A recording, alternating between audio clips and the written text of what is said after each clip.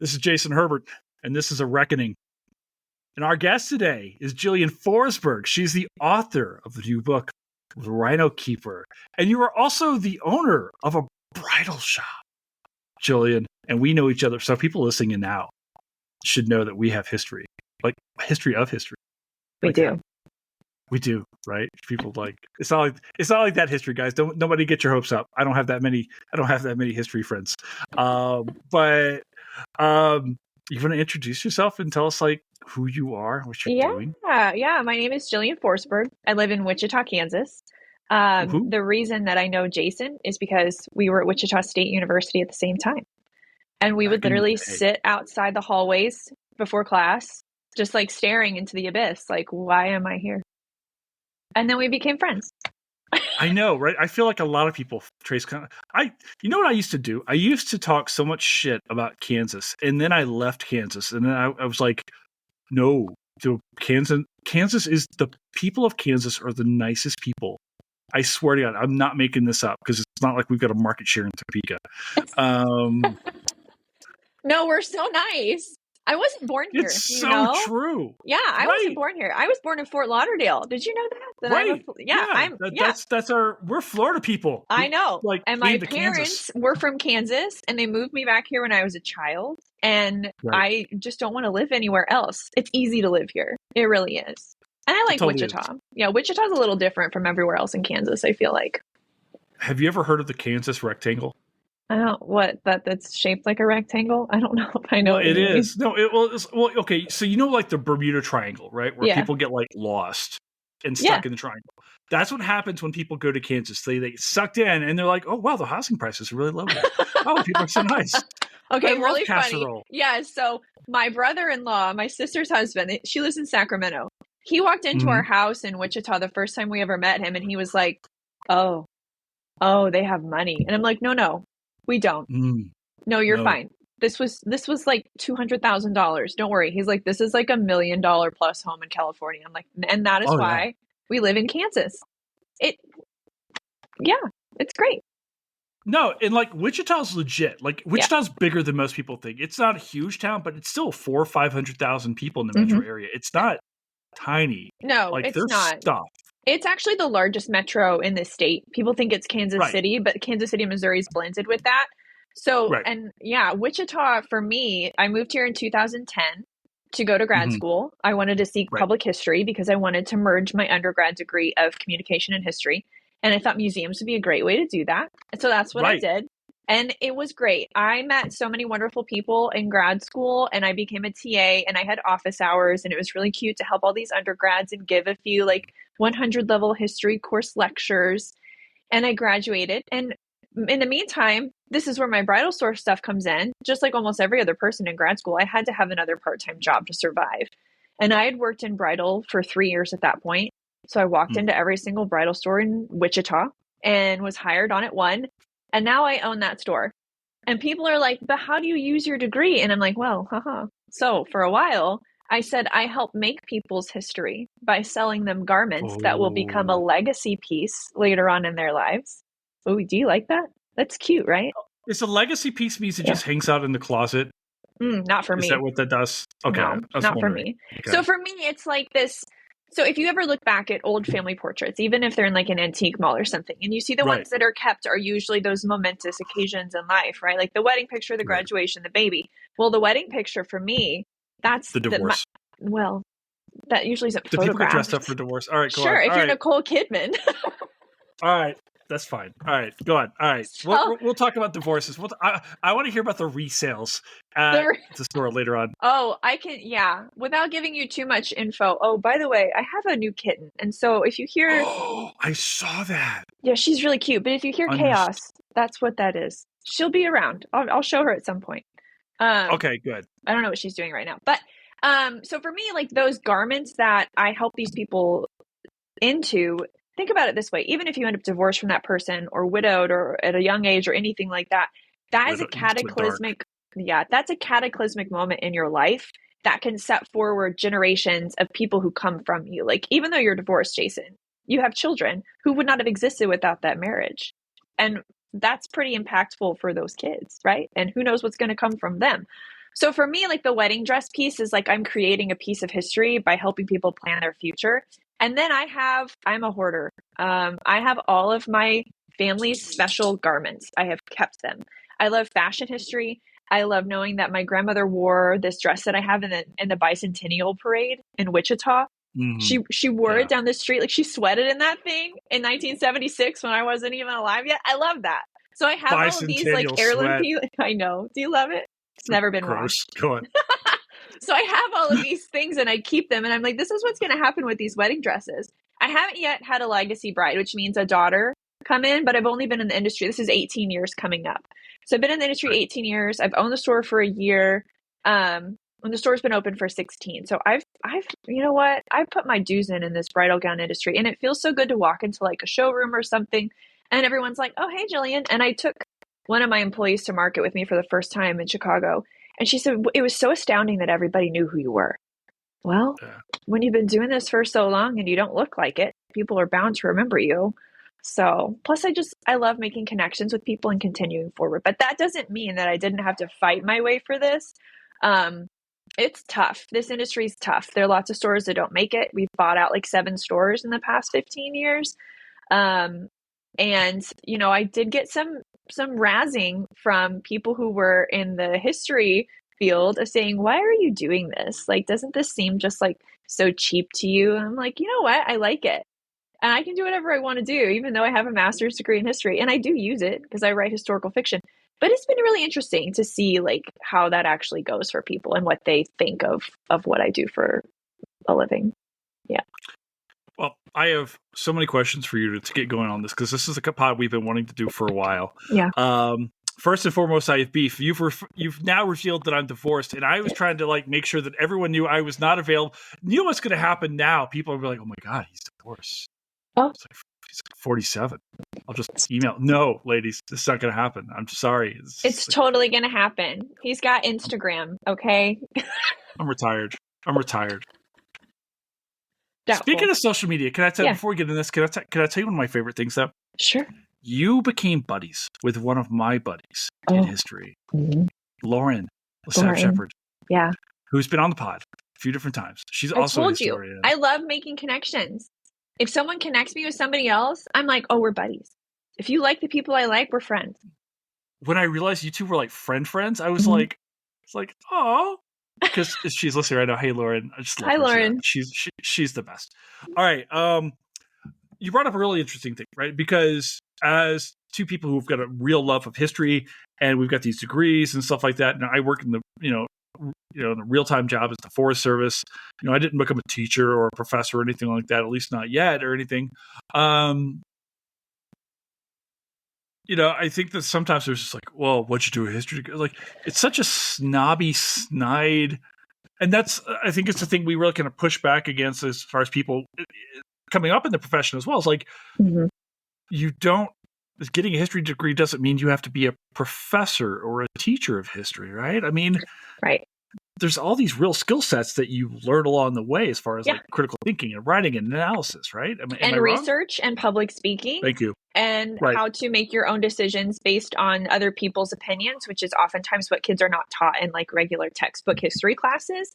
But I got crap for it. And I also, it's so weird because when I was working in museums, I worked in museums for several years. I was an executive director and I was an education director.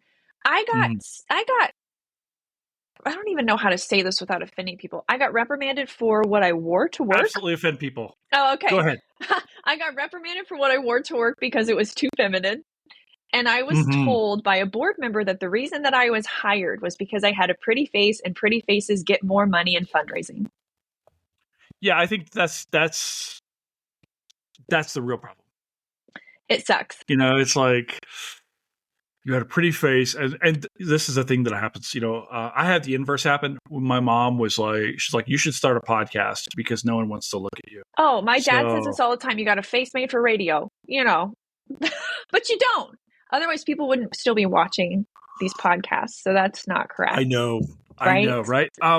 But so when you got in, I was watching, from afar because I'd moved away at this point in time. I'd gone off and I was doing other things and stuff like that. I think I was in graduate school up at Minnesota when you were kind of getting like going in to So I have questions because I was married before, but not to someone who loved me. So I was wondering about. I have so many questions. I never got to have like the bridal experience, like the groomsman. Yeah. Is there a word? The groom? Is that what the groom? Groomtastic? No. I don't know. The Don't groomular? No. Okay. The grom. All right. Anyway, so I actually have questions about that because I always thought growing up, like I will find someone who will settle for me one day, and that didn't happen. But I was wondering, like, okay, I have so many questions on the process of buying a dress and like what happens. So can you step me through me, man, wearing flannel right now? Yeah. Like, okay, so when people get engaged. All right. So what happens? Like, is there typically a time period? So if someone asks in like, is there a season when people are really coming in to do? Yeah.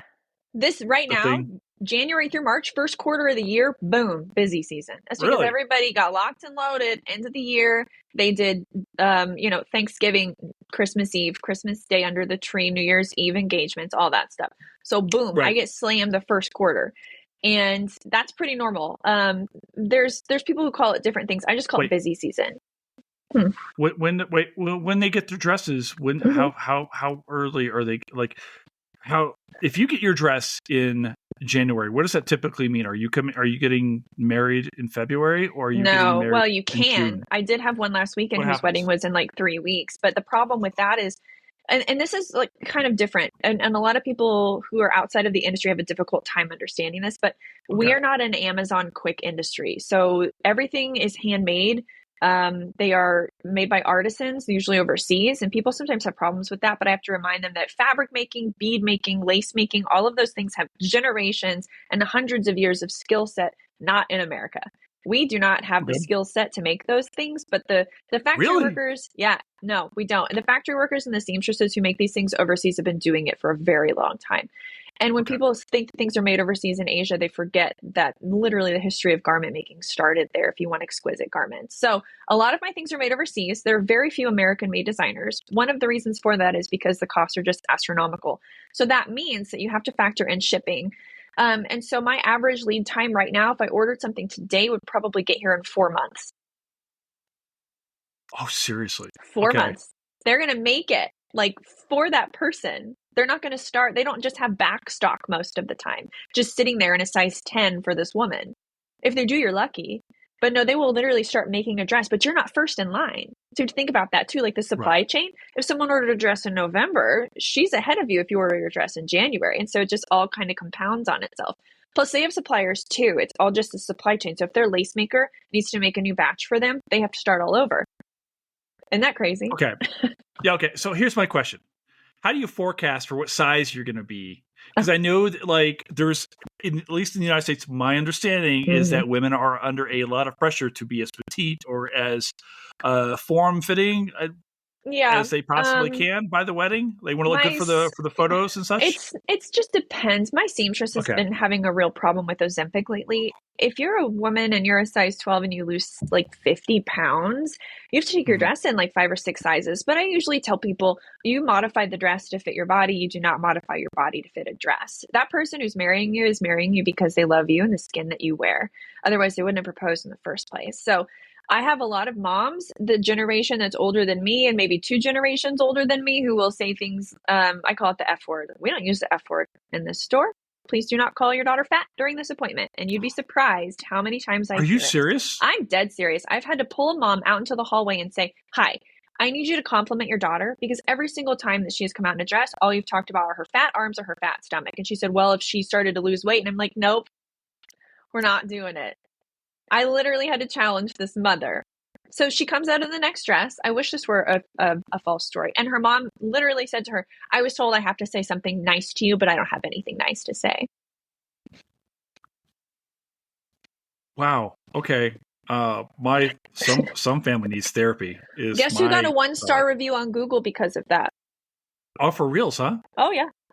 Do you respond back? Is there a pressure for you, like as a business owner? Are you paying attention to the ratings that you get from your clientele? Absolutely. At this point in time, we have 4.9 stars on Google, over 1,000 reviews. Oh my It's gosh. very important. Yeah, I mean, we're top of mind in Wichita. I'm the biggest bridal store in the city, if not the state of Kansas. And we've been around for so long and have such a reputation of treating people of every kind, regardless of religion, race, size, LGBTQ+, whatever you do, whoever you love, whatever you look like, you are welcome in my store. That does mean sometimes that I have to fight for what's right. And that means that these women need to be told, hi, I really don't think you should call your daughter fat anymore. So I told her, I got a 1 star. But yes, I absolutely pay attention to that. We got a bad review over the summer because someone said that we were dressed inappropriately for work. Really?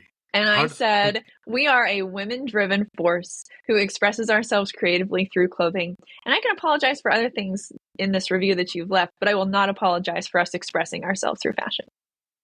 Wow. Okay. For those of you who know, I've actually been to Jillian's store. I went there. I was going to surprise my friend who I've known for the longest time. I was going through Wichita and I stopped by. It's like 4:00 on like a Saturday. I'm going to check the website with all the stars. I'm just going to swing by there. I get there. I go in the store. I'm a single guy. So I'm like, you're the person inside who was lovely. 5 stars.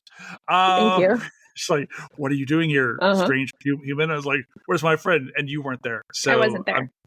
You were there. You were not there. And then we went to coffee and they hated me at the coffee place. They really didn't like you at the coffee place. But I think that was Thank you for that. Was all around all of our faults. And it's fine because I just smoothed it over Kansas style. I'm like, oh, no, it's fine. We're fine. Don't worry about it. It was fine. We won that guy over. We won that guy over. But he was terrified of you. If you would have been 6 inches shorter, he probably would have told you off, but you're not, so he didn't. That guy was scared of me? Yeah, he was totally scared of you. He was also scared about a 1-star review. Remember? I said that when we were there. I would never. Well, okay, I do 1-star reviews here in Pueblo, Colorado, because this is like. Why do you do that? Bastard little. Okay. Because nothing is good in Pueblo. But as a small business owner, you can do that to the Taco Bell. But the small businesses, it hurts, Jason. It's so painful. What I've started doing now is giving 5 stars and then still writing the bad review. I love that. That's great. We can learn from that. And that's the thing. Every single bad review, someone can learn something from it, whether that's like a restaurant, a store, a book. Everybody has their own opinions about things. I had someone leave a review the other day that said, I think their equipment needs updating. I'm like, what kind of equipment do I have that needs... I don't think that he meant to leave that review for my business, but I still commented on it and was like, hello, could you please email me? Because I don't know what you're talking about. So I feel like, reviews are really important. But you know what I was thinking about the other day, and I wish we could do this? I wish we could get reviews for people. We could review clients? Yeah. If Jason Herbert... No, I would have half a star at everything. People like hillbilly, goober, dork. I don't think they'd call you a hillbilly. It comes through. Well, maybe sometimes. I'm trying to grow the beard back out. And I'm wearing flannel. They wouldn't call you a hillbilly. They would have other things because hillbillies usually don't exude. Yeah, exactly. And they don't exude intelligence. And I think that would be something that they would see right away. They're like, oh, this guy's way too smart. He's really scaring me. Half a star. But I was really thinking about that. It's like all these brides and grooms. Some people are so nice and some people are so mean for no reason. I know it's stressful. I know it's expensive. But why are you mean to me? I'm not even going to be at your wedding. All right. So here's my thing. Who comes in? You talk about as people coming in, what is the process? Do you find that most people as they come to your store are familiar with it? Because one of the wonderful things about Kansas and Wichita specifically is that there's a lot of word of mouth. It's very, it's got 400,000 people, but everybody knows everybody there. Yep. And it's a thing that I really love about and you're close to Brahms. So it's close. If you guys haven't been to Brahms, so good, the ice cream. But what's the process? Do you find that people kind of scope you out, or when prospective brides are coming in and they're engaged, I'm assuming, do they usually check you out on the internet and then come in? Oh yeah. Do they know what they want, or they're like, hey, what's in fashion, or what are women looking for when they come in? I guess is this a multi-step process? Yeah. When people are coming in? So people usually book appointments online. That's this generation. It's easy for them. They don't want to call and make an appointment. Their mothers call and make them appointments, and that's fine. Right. But no, they normally book online. They'll look us up on social media. Every single dress in the store is on our website. Browsing digitally is so important right now. People want to see what we have. They want to know what they're coming into. So they look at the website, they see what they want to try on. They send me screenshots of stuff. I use a texting service so that they don't have to call me. Literally. I will just text them from our computers. It's great. They can send and receive photos. It's very easy. They come in for their appointments. 9 times out of 10, they end up changing their minds from what they originally wanted. And that's absolutely fine. Because they'll think that they want one thing, they end up in another, and they're like, oh my gosh, does this ever happen? All the time. All the time. And not only does it happen all the time, but we just come to expect it. They order their gown, or they can take it off the rack if they need to, which means I don't have to like call the designer and order something from them. Like we had a bride in like last week and her wedding really is in 3 weeks. She took that thing and skedaddled. Like, take it off the rack. Go, girlfriend. Yeah, go for it. Take it. We did have a bride whose zipper broke on the day of her wedding from a gown she ordered online, and she came in with her hair and makeup done and literally bought a dress off the mannequin and wore it to her wedding the next hour. You go, girl. I love that. It's sometimes things are crazy like that, and sometimes people are shopping 18 months out. It just depends. What are they looking for? They're looking for something that makes them feel good. And I think that's really what it comes down to. Bottom line, that's it. I have everything from size 2 to size 30 in the store.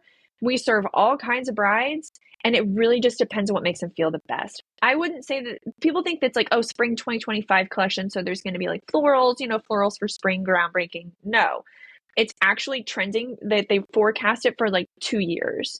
So it's not going to be like a winter collection as long sleeves. It's going to be, okay, we think this is going to be what's in style in 2027. And so we want to get these out so that these people have the up and coming styles. And so they basically take a lot of things from haute couture, the runway shows in Milan and Paris, as far as all like, the trickle down thing.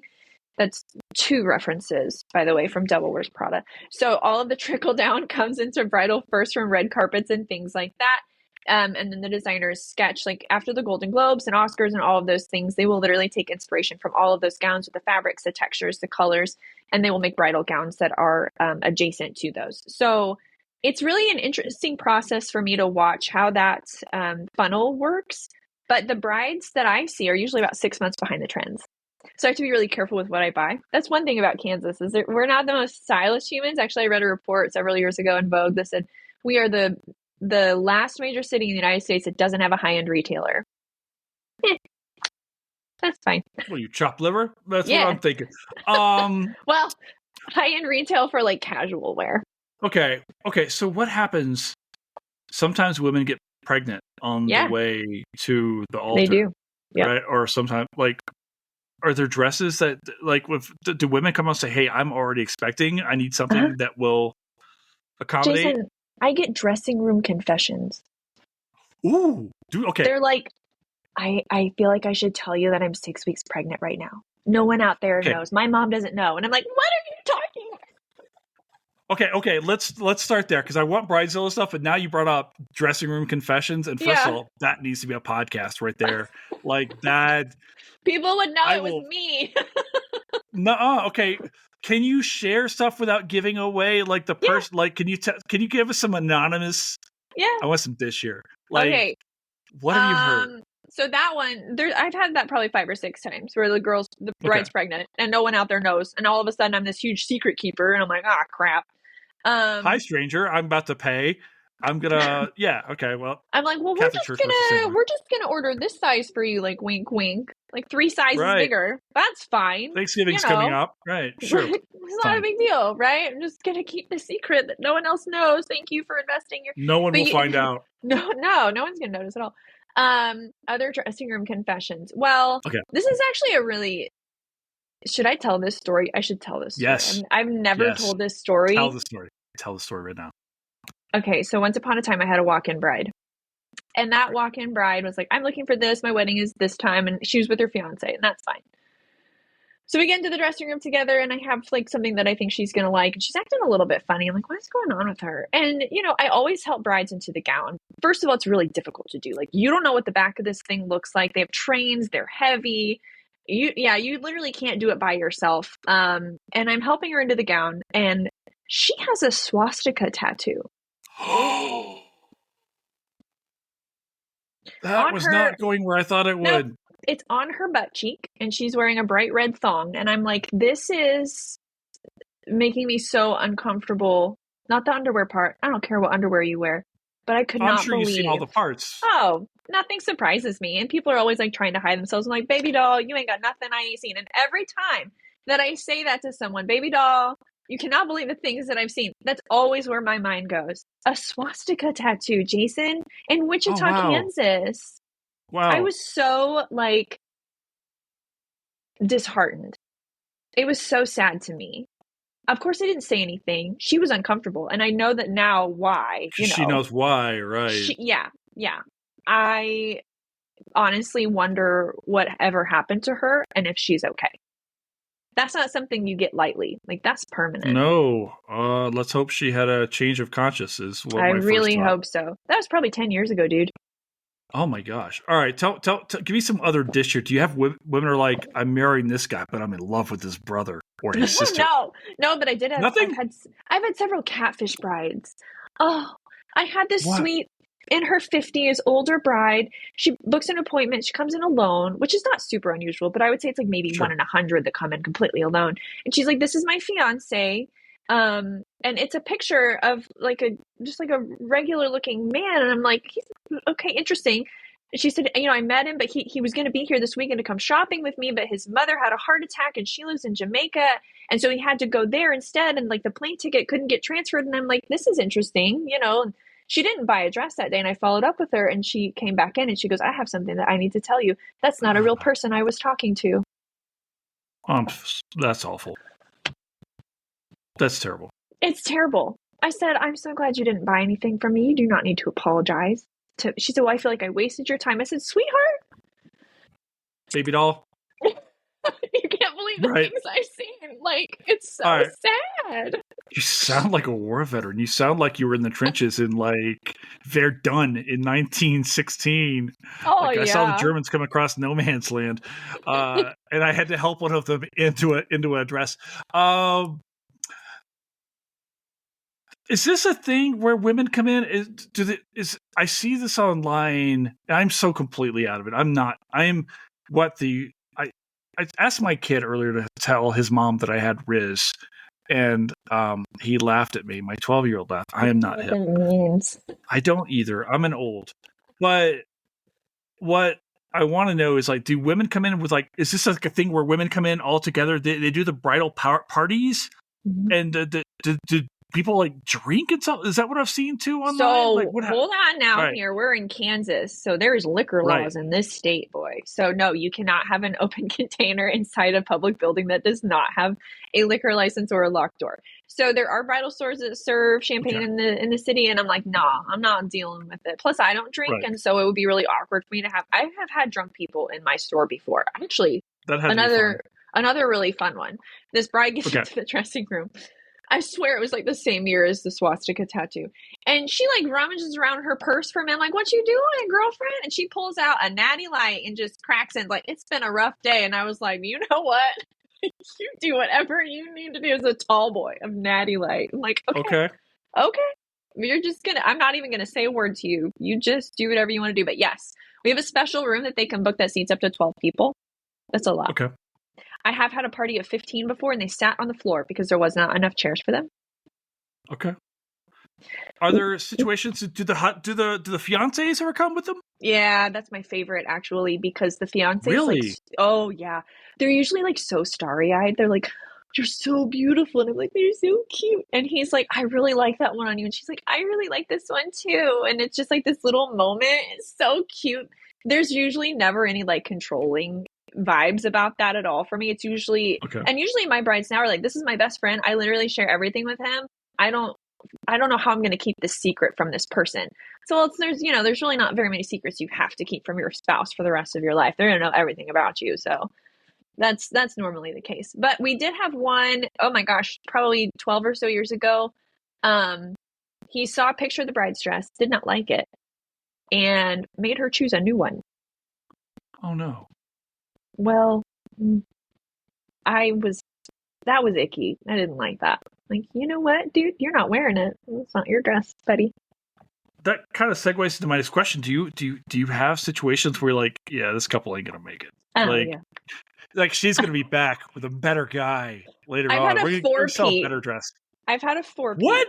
I've worked at the store for 14 years. I can't. She knows who she is. Sarah.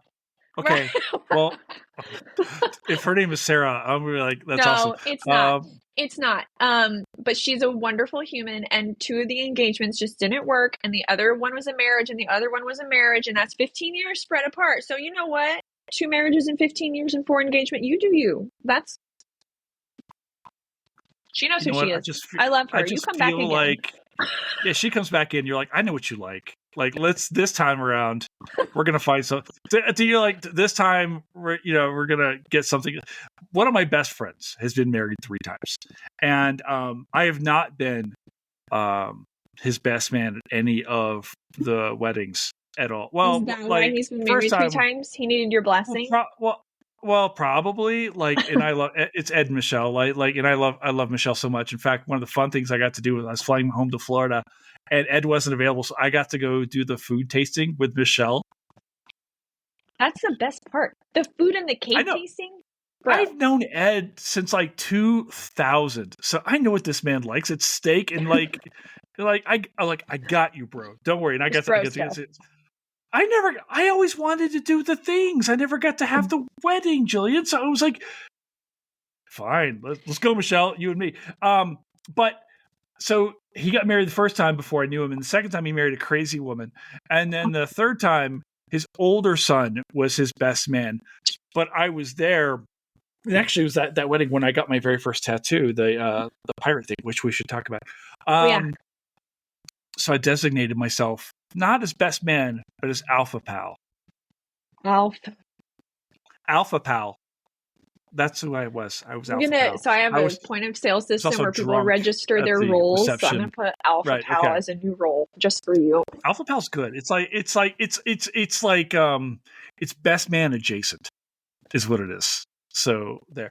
All right. What about Bridezillas? I hear about this. Have you had them? They don't exist. Lies. No. You lied. They're wonderful humans. Everything that they do that is a negative thing or a scary thing, I can talk them down because it's literally all based out of fear. And everything has a logical explanation and everything can be controlled. And that's what they need. They need control. They need to know what's going on. Grown-ups love to be told what to do. I'm not kidding where the only bad experiences that I have had have been people who have self-esteem problems that they're pushing onto the bride. So the mom, the sister, the fiance, someone is afraid of something. And it's usually of disappointing that person. And so they just act out of fear. But no, people ask me that all the time. I'm like, no, there's really no such thing as a bridezilla. They all have their moments, just like we do if we're planning a major event. Like if you were planning a Historians at the Movies or a Reckoning, like huge event, and someone showed up and they didn't have what they were supposed to have, or they ruined your steak for your dinner, like you'd be upset. You'd be a Jason. I would be like that guy when I dealt with, at the coffee house in Delano, Kansas.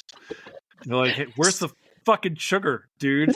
Like, we don't have sugar here. Sugar. How do they not have sugar? I mean, I get it. We're on the plains.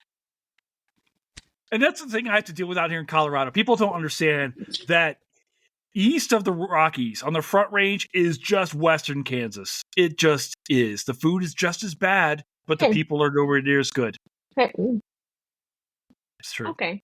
I do have sugar in my bridal store.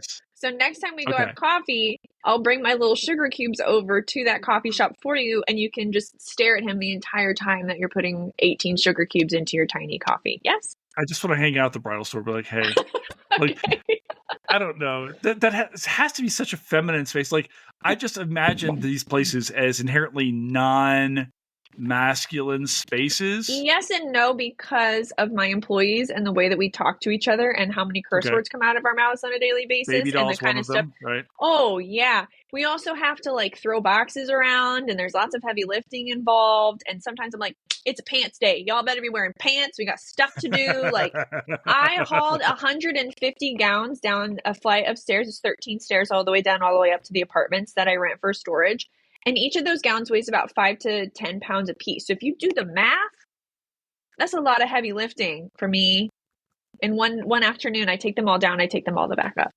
Wait. You own the bridal store and you own apartments as well? Well, I rent the whole building. So there's apartments upstairs. Yeah. And I rent them for storage. But that's where a lot of our like discontinued ones are. I feel like right now, like what this is the origin story of your villain story. This is like how you become crime lord of Central Kansas. Look at me. I'm never going to be a crime lord. I'm too goofy for that. Be like the Penguin. You could come up with a cool name too. Like you could be like the Bride or something. Everyone would know it was, again, everyone would know it was me. I'm too recognizable. I walk into places and people are like, oh, are you the wedding dress girl? First of all, I'm a woman, but yes, that's me. I just feel like your catchphrase could be like, if it fits, wear it. Or something. I don't know. It's good. It's good. Shall accept. I like that. But it's funny though, because I'm getting recognized for other things now as well. I was at an author event and this person walked up to me to get their book signed and they were like, did you help me find my wedding dress? And I was like, probably. What's your name? And then she said her name and I'm like, yes, I did. And in my nerdy brain, I feel like I have a card catalog of wedding dresses. And it just like old, like old school library. Like, that is cool. Yeah. And I'm like, oh, and you wore this gown, didn't you? And I told her style number and her designer and she was like, and I was like, yeah.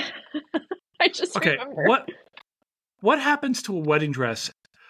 Not night of, we don't need those details. But like, what happens after the wedding? Do they just go to the do you have many people bring in a wedding dress like that their grandmother wore or something like that? Like, I want to do this, or like, what happens? So we offer what's called a preservation service. So basically, they're sent to this dry cleaner who has a proprietary service that will literally clean everything out of a wedding dress.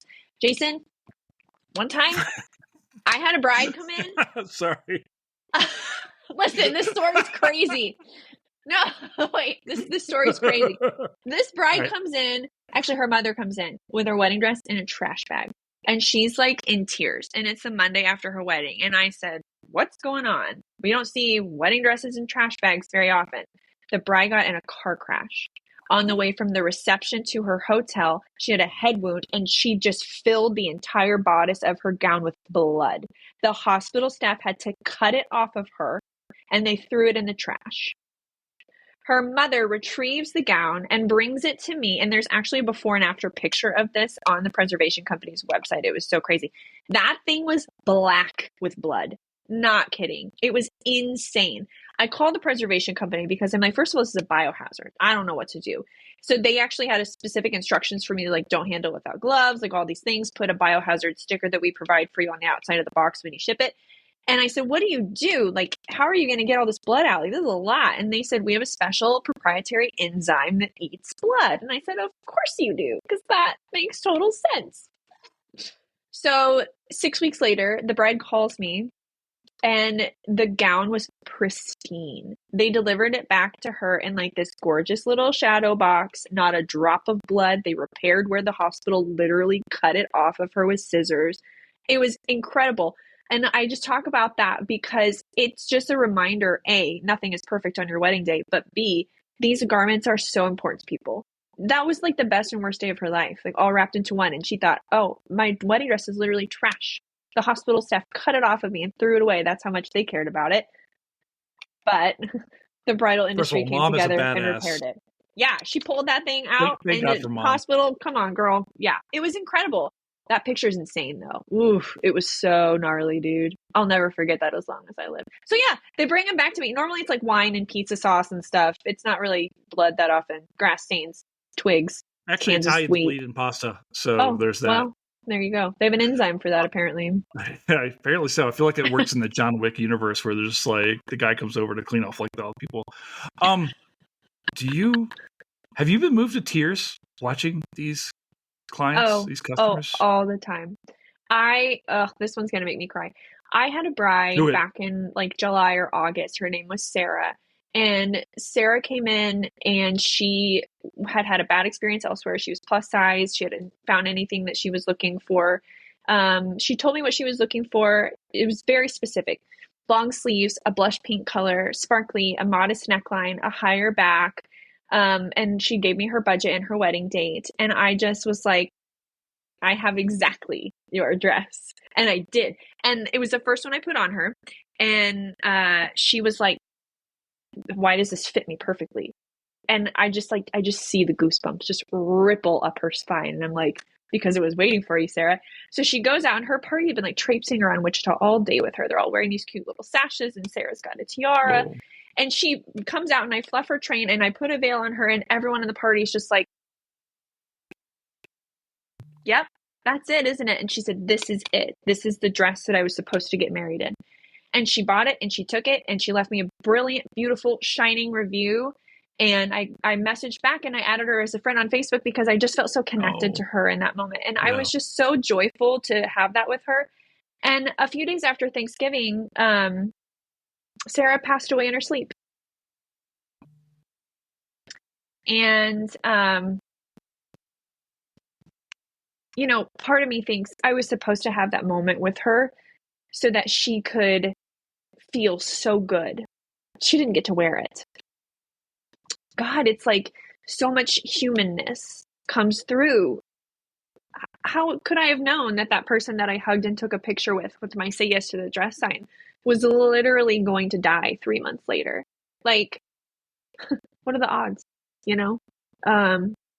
It just kind of reminds you that every moment that you share with someone, even if they come in a stranger, is something to really be cherished. And that's really one of the reasons that I'm glad I'm in this industry, because I get to see so many different kinds of people.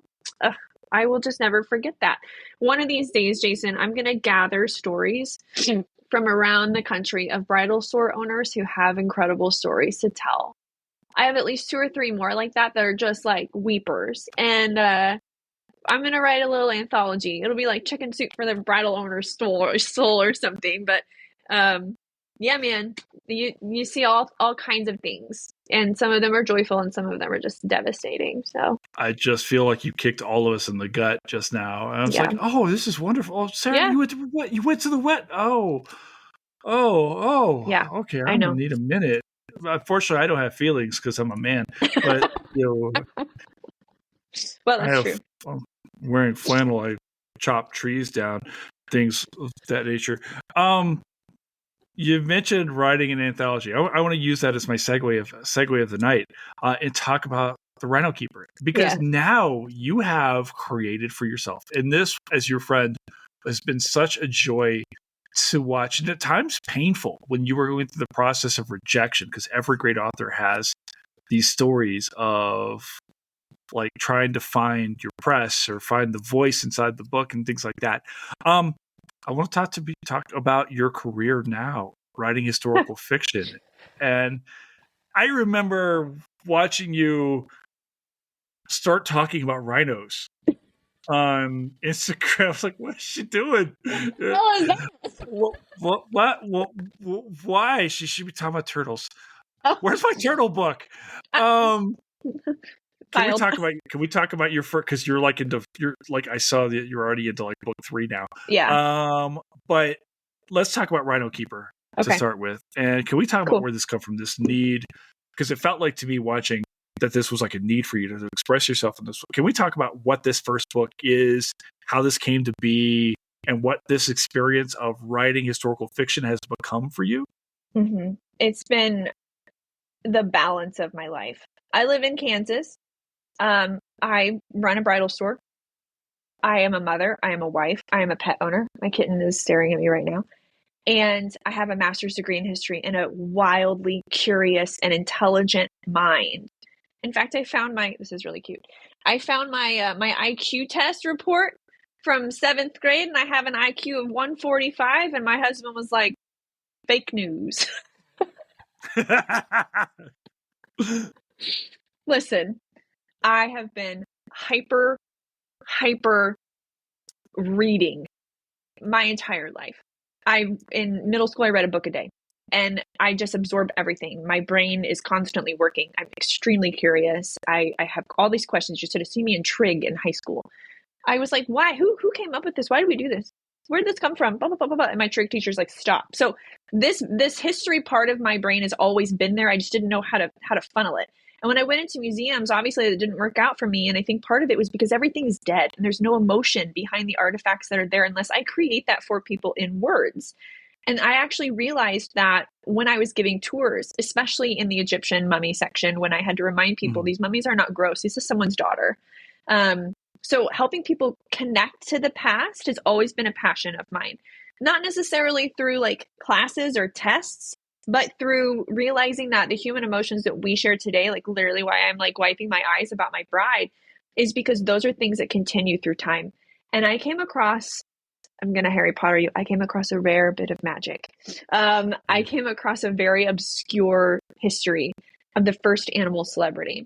So I was at a zoo in Salina, Kansas, because of course I was, because that's what I do in my spare time. And it was 2020. Go on. Yep. It's a cute little zoo.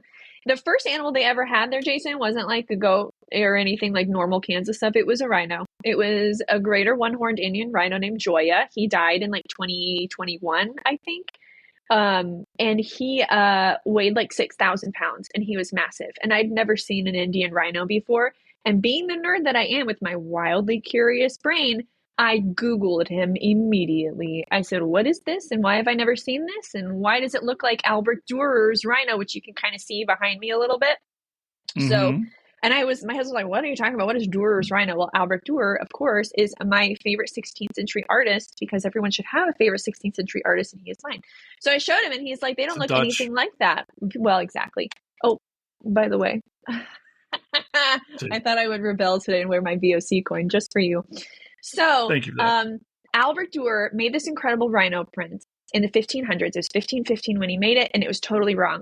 Because, and this is what I discovered as I'm reading this, looking at this rhino, reading this nerdy article on Wikipedia, I said, oh my God, he never saw a rhino.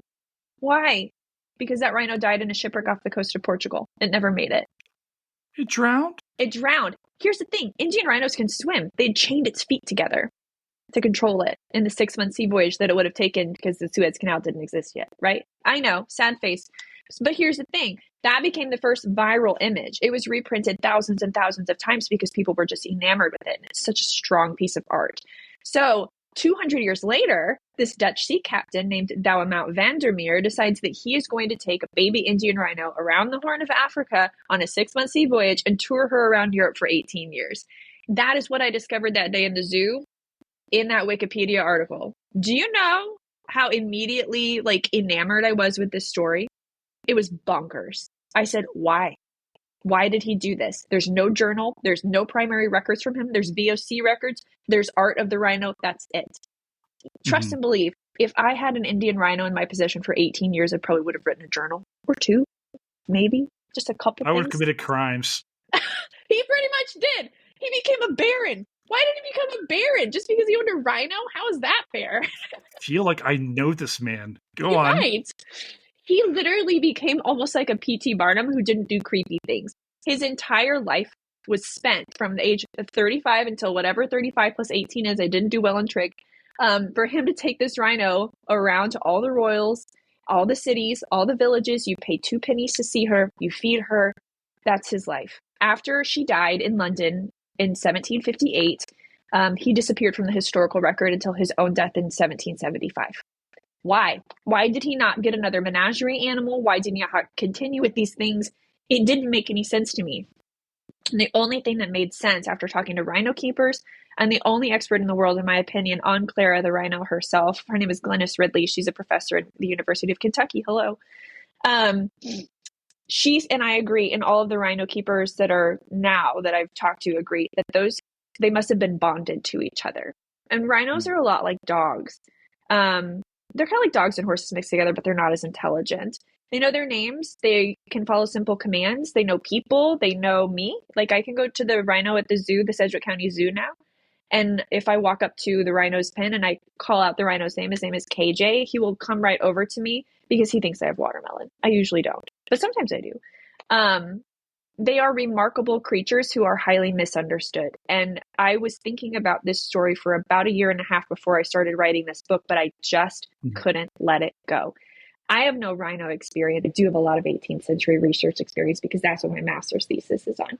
So I just took all the information that I could find. I took all the pieces of art that I could find that have a rhino on it, had to translate the word rhino into every single European language that existed in the 18th century, which was really fun. Museum databases. Oh, they're in my AirPod. Museum databases are super easy for me to like look through because I know how to do it. And basically what happened was I created a narrative that was able to follow her. And I created a map of where she went, who she saw, and some of the royal records actually included her journeys as well. It's an insane piece of random history. And it's like, why does it matter? It's a rhino. Like what impact does that leave? The impact for me is pretty significant because it shows us that we care about animals as a culture. And it also shows us that we are all innately curious about something that we don't understand. It also is a huge allegory for colonialism. This white dude took a foreign animal around the Horn of Africa without its consent. Of course, animals can't consent. Without its consent and plopped it in Europe. Right. So it's all just a big story about curiosity, wonder. And I got to have so much fun going back to the 18th century. And I disappeared there every single morning for a year while I was writing this book. I lived in 18th century Europe on the deck of a 3-masted East Indiaman for 6 months. Awesome. Send me there in my brain. I will go to Versailles and walk around the gardens with a rhino. Amazing. I did it. Meet Maria Theresa? Yes, sure. No problem. It was incredible to write this book. Look at it. It's so pretty. I know it's pretty. I'm looking at it right now. I want to ask you about the process then, Jillian, when you were like, okay, I'm writing this thing now and publish it. Yeah. And I want for you to talk to me about the fence. I'm looking at it. There it is. I know, right? Talk to me about what this process, like, how do you, the moxie, frankly, that you have to, it's like, I'm going to get this thing done. Like, I have no self-confidence when it comes to like anything. So how did you decide, I'm going to birth this book into the world? Like, what's that process like? Well, I think part of it was that as a historian, this had nothing to do with me anymore. This is the true story that was never told. This is the assumption of someone who really lived, and an animal who really lived, and animals have no voice. And there's a responsibility with humans to be able to fulfill legacies. You feel that way with your turtles. You know their names. You know? Yes. Yeah, exactly. So for me, it's like, this is important, but it actually doesn't have anything to do with me. Once I put these words on the page and created these characters out of real life people, it was no longer my story, it is theirs. And I felt a responsibility for other people to know and carry on the legacy of this animal and of this ship captain who I believe did something really important for the species. At the beginning of the 20th century, there were 50 Indian rhinos left on the planet. That's it. If it weren't for this rhino in this book, they might have been down to 0. They might have been extinct. Mostly because after this happened, the husbandry care came into the English language and into the German language, and all of these people around the globe wanted an Indian rhino in their menageries, which allowed keepers to care for them. So I knew, like, this is an important book. It's not just entertainment because it's fiction. And that is why partly it's actually a dual timeline of this young woman who walks into a safari house where she didn't know that her boyfriend's family slaughters animals for $500,000 a piece. And she cannot stomach that kind of legacy, and she decides to leave him. When she uncovers the mystery of Clara the Rhino, which I felt like I had to do because people don't understand the 18th century history. Luckily, she's a great professor who teaches her all of these things, and they see all this cool stuff in the archives. But basically, she learns alongside the reader why this animal's legacy is important. And it's not just because she's a rhino. It's because how we treat this planet and the animals that live here too is important. But that meant that I had to get myself out of the picture. And that meant that my emotions had to leave. And that meant that I had to deal with rejection. And when you write a novel or anything nonfiction or anything, you're submitting to journals, you're submitting to newspapers, whatever you're doing, you're going to get rejected if you're writing. Boom, that's it. That doesn't mean your writing is bad or your work is bad. It just means it's not a fit for that time. So during this process, my therapist, Cindy, bless you, Cindy, Cindy said, you have to figure out a way to reframe this so that it doesn't completely overwhelm you if you're going to keep going. Because some people get one rejection and like, that's it for me. This is over. I can't do that. This is a real ship captain. This is a real rhino. She was cute. So I went to the antique mall because that's just what I do. And I wandered around and I found this piece of picket fence. And I decided I was going to paint flowers on it for every single rejection that I got. And there are 60 plus flowers on it. Would you like to see it? You want me to grab it? Yes, I would love to. Okay. Can you show it? Yeah. Okay, if my kitten attacks me. All right. Look at this thing. You These like are good it? flowers. I love it. It's really pretty, right? I was surprised. The back is also completely covered. But you see this guy? Wait, where is he? Hold on. Oh, hello. Which one? Which was the first flower? This is the first flower. But you see that one? Okay, that is actually a butterfly, ladies and gentlemen, which tells us that of the state of education in Kansas, Jillian, butterflies are not flowers. But that's my offer. Okay. Oh, never mind. Now I feel bad. That was the one. That's the one. The one That's offer the one that I got. You look like you're in prison behind the. This was my prison for like 6 months. Right. This was my prison. No, this one. Listen, I should have painted them smaller. I didn't know. You didn't know how many you were going to get. Yeah. Honestly, though, like during the querying process, my stats were really good, and it was still just so harrowing. But it ended up going viral. Like on Twitter, that thing got so many views and likes and reshares, and people even today, like 2 years later, are still making their own rejection like projects from this. So one of them did origami flowers. I'm gonna do it again. I hate to tell you, my third book, boy, I'm gonna try and get that thing. We got some plans. Anyway, so that rejection fence went viral. I did get an offer from an incredible publisher. That publisher only publishes historical fiction that's based on like true events. It's called History Through Fiction, and they usually have to have like a nonfiction element. So for my book, it was showcasing all of the art that I used as reference. For others, there's footnotes, endnotes, bibliographies, all of those things. It's actually a really cool way to read about historical fiction. And because I loved this set time period, all that stuff so much, I actually found another historical character in there that I could not stop thinking about, and I had to write a second book. And so that's coming out this fall. So that's cool. It's about an evil king who womanizes people and is really rich.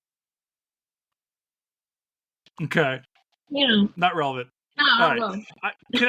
Can I tell you that you actually inspired me, the rejection fence? It did. I actually have a thing called rejection pasta.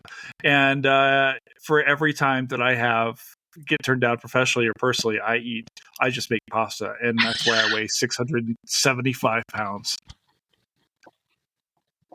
You need to make a craft. So take one little dry pasta and like glue stick it somewhere. I'm making rejection jambalaya tonight, and I'm going to cry my little Cajun heart out. Is what I'm going to be like. Oh, I'm going to be like that little firefly in the Princess Frog. I love that firefly. He's really cute. I love him. Dude, and they killed him off in the movie. Oh my gosh, right? Spoiler. Hello. Stop it. If you haven't seen First of all, if you haven't seen Princess and Frog, how dare you? Well, fair. Right? That movie is so good. It's so good. It's so good. We're I'm doing a really big Disney nerd, man. Like, I love that kind of stuff. Just a nerd. Do you not see the Disney stuff over my shoulder like there? Like Rhino stuff? Come on. I got Disney stuff. What's that? See that? Yeah. So you've got this. When is you're in the busy season now? Yeah. When do things calm down? With me, like personally, never. Bridal world, my slowest months are May and August. I can't tell you why. They just are. Really? Yep. Okay. Is June still the peak wedding? No, fall. People don't want to get married when it's 100 degrees outside. Hot. Yeah, so like September, October, November are our busiest for getting married. But by that point, like that's not my busy retail season. That's my busy like menswear tux, like rental pickup season. Wait, you do menswear too? Yeah. Oh, I didn't know that. Yeah. So I was wondering if that was like the next thing in the empire. Like, are men different than women when it comes to this aspect? Yeah. Like, how are my people? How are the boys? Do you put on like, you're in Kansas, so do you put on like bro country and talk about like absolutely not? Like, what happens? For the men. So it depends on how political you want me to get. Go for it. Okay, so once upon a time, Donald Trump attempted assassination happened, right? And I think it happened on a Saturday, the first one, the more serious one, not the golf course one. And the following Monday, I'm at work just doing my thing, like being me. And this father of the groom walks in, and he's just chatting with me. I'm like, ringing him up or whatever. He's just getting measured, got to run his tux. And he's like, so how did the events of Saturday affect you personally, ma'am? And I was like, huh? Like, I really had no freaking clue what he was talking about. And he's like, right. The attempted assassination. I was like, oh shit, he's going to get political with me in my store. I'm the store owner. My employees are listening to me. What do I do? How do I dance? And yeah. Right. Like, what? Hello? What'd you say? And what do you say? Well, I'm a little blue dot, in case you're wondering. Hello. Yes. It's me, the blue dot. And I said, do you know what? My dad lived through the JFK assassination, and he had to walk home from school that day. And I just completely just went out completely other direction. I started talking about the past. Isn't that just like me? I know, right? All right, but what about the other dudes? Do we care about the tux, or like, is it a suit? What do we wear? If they care, then they're usually pretty difficult, and they're like, I think my pants need to be a quarter inch higher. Is difficult good? No. Is it like a thing where you respect it, or you just like it depends. You're just a pain in the ass? If it's a rental, bro, I can't do much. Like, I can't take your jacket in for you. Why don't guys keep their tuxes? Because they're cheap. How dare you? Oh well. Bought this flannel at Costco. But literally, no, they can. I mean, I do have guys who buy their tuxes, and then I send them to a professional tailor, and that tailor just, makes them look crisp. James Bond. Love it? Can you reuse the tux you get married in for like a ballroom thing or something like that later on? If you do a 3-piece black tux or a 3-piece black suit, I could go for a 3-piece wing and breast combo. Yeah, if you want to, but you're gonna have to pay extra for the honey butter. True that. All right, go on. All right, so men are, but men are typically a little easier, kind of less, or like what? The guy, there's just more of them. So like, I'll have a party of like 17 guys all trying on their tuxes at once, and so it's just volume, and it just depends. Oh, groomsmen. Yeah, groomsmen. And so it really just depends on the party, and there's little complications that arise. Like if someone's from out of town, and they send their measurements to me and they're measured poorly, I gotta have to figure out how that goes. There's also complications with guys who are over 7 foot. That can be difficult sometimes if they're over 7 foot tall, or if they weigh over 350 pounds. Those add some complications to like rentals, because I have to sub rent from Tanya. Rejection pasta. It's a big deal. Hey, I had a group that all of them were like 7'2", and the guy literally walked in. He like ducked under the door, and I'm like, "Hello, sir." We had to stand on a stepladder to like measure his neck. And when he came back to return his stuff, he said, so how much is it if I like don't return the shoes? And I said $100. They were a size 18. Sure. He did not return the shoes. Sounds like $100 for a size 18 sounds. That's exactly right. Reasonable. That's exactly right. I mean, it's probably still like that guy's like, I find a pair of black shoes I can wear for precisely whatever. So, all right. So what's coming up? Your second book is being published this fall. The Porcelain Menagerie. Third book is currently underway? I finished it on Monday during the snow day. Because snow days, you just lose all your brain cells and you can just work on stuff nonstop, right? It's like the day doesn't exist. All right. Are you going to come back and do the Historic to the Movies podcast when we do Bridesmaids? Yeah. Can we get you and Lauren to come back on? Yeah. And we'll do that. Oh, I have a story about that if you would like to know. The only time that someone is thrown up that wasn't a baby in my store was a bridesmaid. Really? Yeah. Drunk? Yep. She just ran to the bathroom, threw up in her sample dress. I was like, oh my God. What happens to the sample dress? You just send it off with it's like, you're going to have to have this dry clean, baby. And she said, okay. So. She knew. Oh, she knew. She did a bet. She was probably embarrassed. I still have the price tags dangling. Come on now. Did you end up selling the dress and all that stuff to the crew? You know what? I don't even remember. I blacked out because of the vomit, because I don't do that very well. So I don't work in healthcare. They don't. No, but you work in people care, which is what you're doing with the bridal stuff. Does that stretch? It works. Yeah, but you know the best part about my industry? Tell me. Well, it's except for that one. They usually get married and they go away. Bye. That's her, right? I mean, but the good ones come back, even if they can't find someone who loves them. They used to come to my book signings and hug me and show me their babies, which is so sweet. It's so sweet. I've seen the stuff. I love people so much. All right. We're going to keep. I'm going to post links to the store as well. Do you have people like order stuff from outside Wichita, outside of Kansas too? So I've had friends who are like, "Hey, do you have this dress? I can't find it anywhere." And I'm like, "Yes, I do." And, during COVID, we sold like, I don't know, like 100 dresses on like online to brides, and we just shipped them all over the world. It was so much fun. Oh yeah. All right, so if you're listening in and you just happen to love Jillian because she's happens to be the best, she's my bro. Thanks. You've coached me through so many things. That's true. You can also order through the store. What's the store's website? It's shopdressgallery.com. That's so good. That makes sense. Yeah. All right. Jillian Forsberg, author, bridal store owner. Thank you for being here tonight. You're welcome. You want to see my kitten? Hold on. I want to see my Yes. Hang on. Oh, there she is. Where is she? Oh, now she's in her little heated bed because she's naked. Oh my gosh. Oh, what is her name? Fiona. Oh, Fiona. She's so sweet. Gosh. All right, hold on.